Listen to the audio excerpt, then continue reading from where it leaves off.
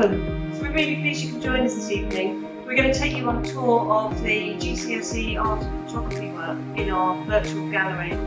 It's been quite an intense year, hasn't it, this year? It certainly has, but we're really proud of what the students have achieved, and we're very excited to showcase it. It's a wonderful online exhibition. Yeah, well done all of you GCSE students, and I think this is a really nice way to just wrap it all up this year and wish you the very best for next year.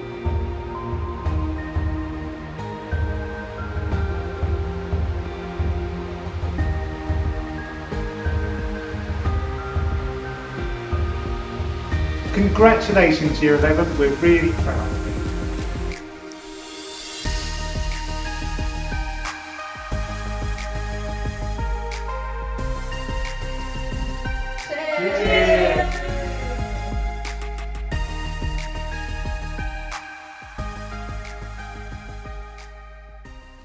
Good evening and welcome to our GCSE Art and Photography show. This evening you're going to be treated to 5 different rooms in 2 different galleries, and you're going to have the opportunity to see work by students, as I said, in art and photography from 4 different teachers.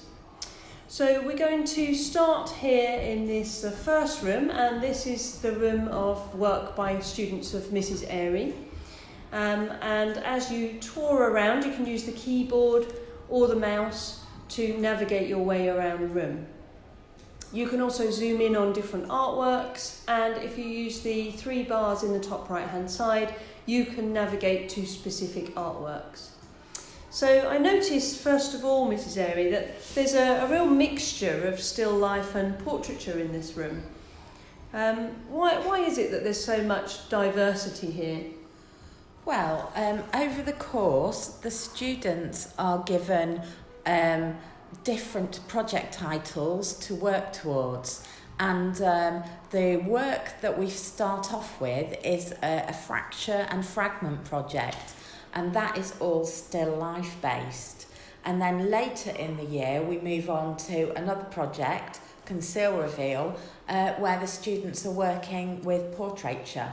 Oh, lovely. That's really interesting, isn't it? Perhaps we could just have a little look at Kai's work and see his fracture fragment project. So remember that you can use the top right hand toolbar to navigate to specific students' work, and if you just go to list of works, and then you can go straight to Kai's work, which is round the back here. So this is fascinating. I mean, how do students come up with these ideas? So in the project, we always use artists as an inspiration and kind of a starting point for the ideas that we are looking at. And the Fracture Fragment project was, we looked at cubism quite a lot and how cubist artists fracture the surface of the picture and look at things from different angles. So Kai was doing that. Yes, yeah, I can see that. And so he hasn't just fragmented the surface. There's more going on here, isn't there, in his choices of subject matter? Yes, he wanted to make it quite a personal piece of work, so he has photographed and used some items from home that are special to him, like he's got a football trophy in there, and he's got a profile photograph of himself, and the Coke bottle even says his name on. So he's included lots of sort of personal items in there. He's also used a range of materials when he's approached the composition to show the varying different surfaces in there. Excellent, excellent. Now I'm joined here in the gallery by Mrs. Braden, Mrs. Airy, who we were just talking to, and Mr. North. And I wondered, we all teach art and photography, and talking about how he's really made this personal to him. Do we feel that that's a particular strength of what we're doing in our art and photography teaching? I think that being able to express your own identity is a really important aspect of what we do in art, and I think certainly at this point in pupils' lives, when they're really starting to form their own independence and identity, it's really important that they have a means of expressing that. Yeah, it's lovely to see, isn't it? And you wouldn't expect perhaps to see that level of self-expression within a still life, and yet actually Kai's really managed to achieve that in here, hasn't he? Yeah. Perhaps we could go and look at a piece of portraiture. We had a piece by Airy that we were looking at just a moment ago, which I think is right at the beginning there. There we go. This is a very striking piece. Yeah, this is really striking, and also the size of it is very striking as well. She actually used a A1 size bit of card for this, because she wanted the impact of it to be really, really strong. So, what size do students usually work, do you think? Maybe A2 would be the sort of majority, but some of them feel a bit braver and feel as though they can go larger. That's quite a big step up, isn't it? It's really nice that she felt sort of almost empowered to be able to do that, because I think when students first start on their GCSE journey, they're a little bit wary of putting their work out there. You know, it's a very visible subject, isn't it? Yeah. We find that students sometimes sort of react to that in different ways in their artwork. And I'm really liking her choice of a really limited colour palette on this one as well. Just using the tones of blue and what she can mix with sort of those colours, and by limiting that, it's made it like really striking piece of work. Yeah. Was she inspired by any particular artists?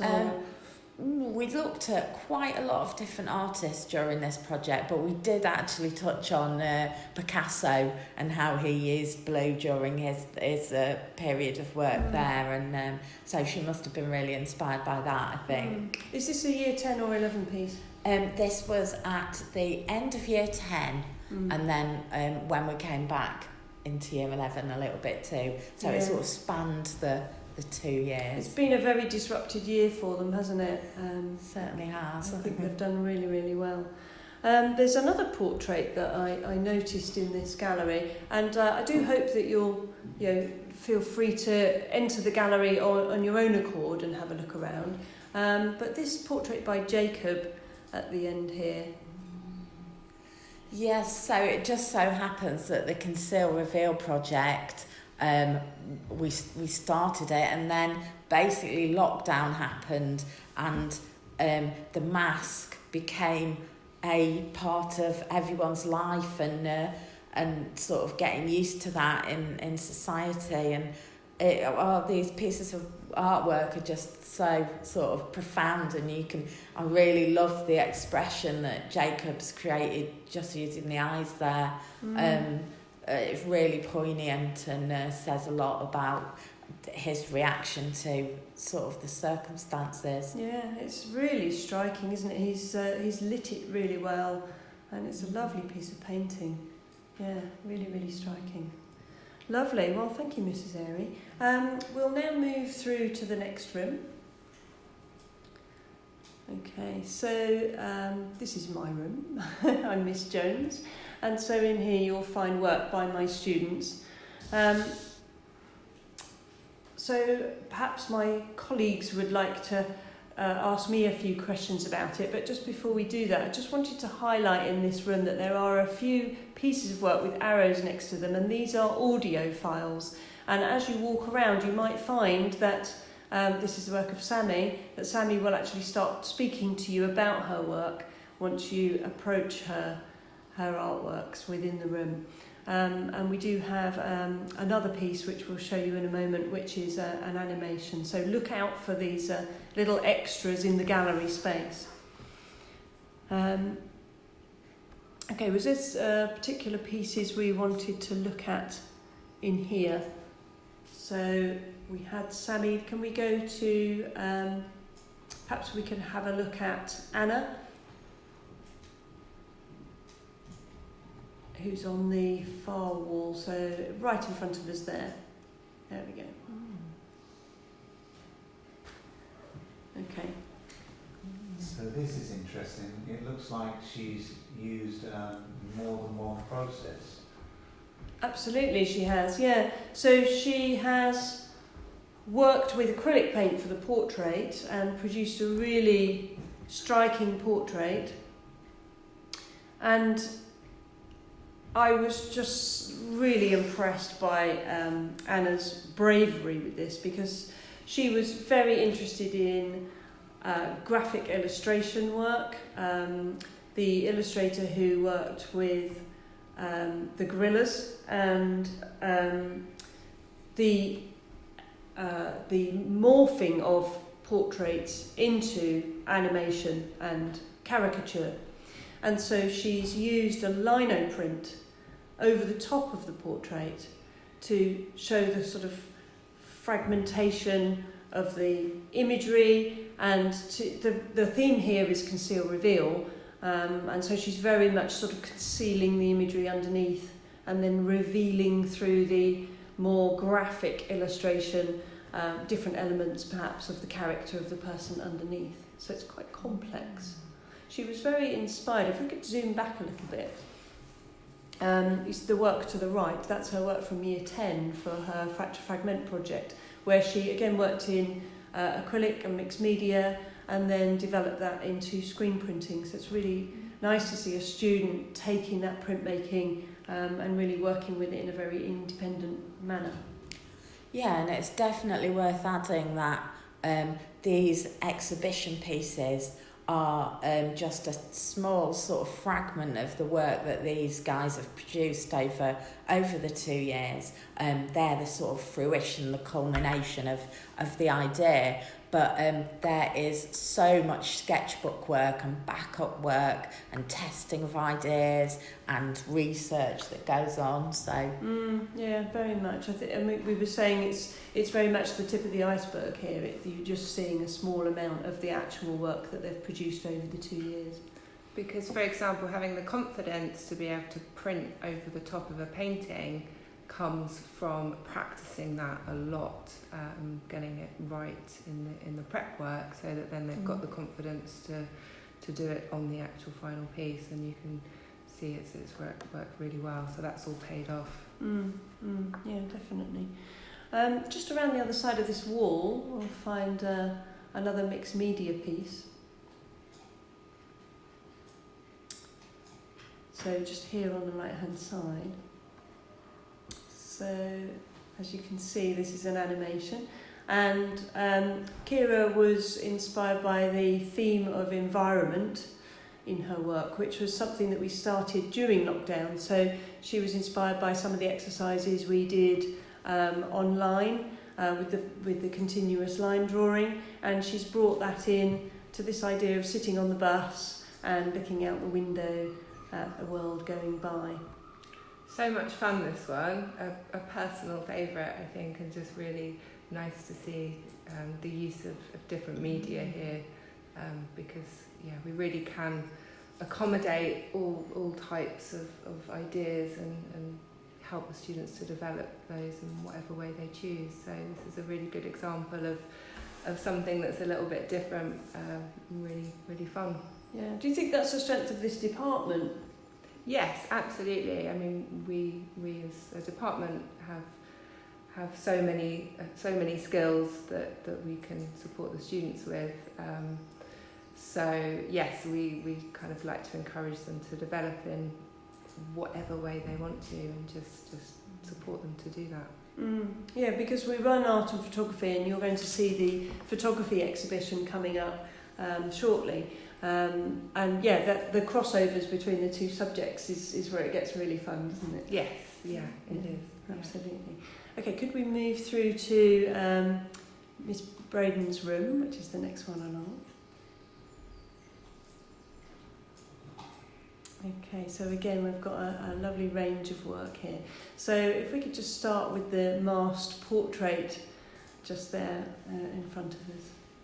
So this is a really striking piece. Miss Braden, would you like to tell us a little bit about this work? So this is again a response to what we've all been living through recently. And as part of the Conceal Reveal project, a lot of students, similar to Jacob, chose to show themselves with masks on, because obviously it's quite profound how we've all concealed ourselves so extensively over the time. She's also used different materials, and the aim of using those different materials was to try to show the different emotions going on behind the mask. So it's the materials kind of aim to reveal the emotion, whereas the masks conceal. Yeah, I love the fact that with our subject, more than perhaps most others, the sort of COVID situation has been reflected in the work, but the work has also changed and developed because of that situation. And we've come up with some really interesting outcomes as a result of that. Yeah, I think the students are so fortunate. I mean, and they're very astute. You know, they pick up on everything that's going around, and they need a way to express that, and we give them that. So. I think we're really lucky in teaching this subject that we're able to facilitate a lot of expression of inner emotion and to help students to communicate some of the things they're feeling visually. I think that's really striking, because these aren't projects that are set. You're not told to do this, are they? They're given a very broad-reaching theme to work to. Yeah, and they choose how to respond to it. So the one next to that, for example, Samuel's, this was a response to the theme of environment, and Sam took these pictures during lockdown, so he's kind of really captured a feeling of isolation and loneliness. But yeah, like I was saying, that's really come all from him, and that's what he chose to represent in response to, you know, just a theme of environment. So yeah, very interesting work. It really is very eye-catching, this piece, isn't it? I think the way he's captured the light in the image is so striking, and the scaffolding as well, just that attention to detail, what he's noticed within this composition and the way he's put it together. Yeah, and the way he's cropped the sort of bottom and top, sort of what he's chosen to include is really, really interesting. Yeah, it's a real kind of consideration of composition, so he's really really thought about all of that. Brilliant. So we had some other works that we wanted to focus on here. There is a look out for an audio on here. Again, look for the arrow, and then you'll be able to hear the students talking about their own work. So do look out for that. There's this really interesting piece here by Chloe. Yeah, so this was Chloe did this in year 10. It was her first piece, and it was a response to Fracture Fragments, the theme that was inspired by Cubism. So she's kind of really taken on board the themes of Cubism here, and really abstracted some different objects and used a colour palette that's in keeping with. It kind of reminds me of the Annie Albers exhibition that was at the Tate Modern a couple of years ago, and she's a textile artist, isn't she? And there's very much a sense of rhythm and pattern in here that goes kind of beyond the brief, doesn't it? Yes, I think she's really experimented a lot in what we were saying, with all the preparation that goes on before these outcomes. There was a lot of work, kind of collaging and cutting bits of paper up and putting them back together, and I think that's created a very interesting composition in the final piece. It reminds me of an African textile print. The colours and sort of geometry of it. It's really it's striking. very reminiscent, isn't it? Yeah. And it's lovely that students have that opportunity to work in so many different ways. You know, there's no expectation of a certain look or outcome. It's very much they're finding their own visual language, aren't they? Yeah, Within their absolutely. work. Yeah. So Alessio's just down. He's got an interesting alternative to the mask wearing. He's actually taken it away from the mouth and put it over the eyes, which provides an interesting contrast to the other masked images we've seen for the conceal reveal theme. There's a sort of a humorous element, but it's also deeply haunting, and I don't know if that comes from his colour palette or the fact that he humorously put the mask over his eyes, but actually what does that say to us when we conceal the eyes rather than the mouth? Yeah, it's got a really strange ambiguity about it, hasn't it? Yeah. But I think his kind of very high quality painting skills have really helped to portray that as well. Colour palette's a bit Francis Bacon as well. Yes, yeah. It's reminiscent. Really striking. So this is really very much a snapshot of each of these rooms. There's so much amazing work to be seen here. Do come back and take your time to have a look around the gallery. We're just going to end by having a look at Tom's work here, and Tom has really impressed us with his artwork. He's an extremely skillful artist, isn't he, Miss Braden? Yes, he is indeed. Yeah, he's we're very, very proud of what Tom's achieved actually in this GCSE. He's really, really pushed himself and really found some interesting and high quality techniques and ways of painting. Because it doesn't really do it justice, this image in the gallery. We were saying how lovely the work looks in the gallery, but this piece of work actually has to be seen in the flesh, so to speak, doesn't it? Yes, yeah. To get the full impact of it, it's very atmospheric, and it almost makes you feel wet when you're looking at it, doesn't it? That feeling you get from it. It's so evocative, isn't it? Cold, dark, Brighton night with the buses trundling along the street. You can almost hear the sound of the rain and the water splashing up as the buses drive past. Yeah, very much. And that's such an achievement. And there's so much detail in here. But I think what really impressed us when we were marking it all together was, there is so much attention to detail, but also Tom has the confidence to work with very loose painterly techniques, splattering the paint on, working with dry brushing and large brush strokes, as well as the smaller details. So it's an extremely accomplished painting. Yeah. For GCSE, I think it's outstanding. Yeah, very much. Well, what a wonderful piece of work to end on this evening. And as I say, this is just a snapshot, so I do hope you'll take an independent tour of the exhibition by following the link underneath and having a look around the Kunstmatrix virtual gallery that we've created. Do feel free to get in touch with us if you require any more information about any of the artworks. We'd be only too happy to chat with you about that. So thank you very much, and good evening. Thank you for joining us.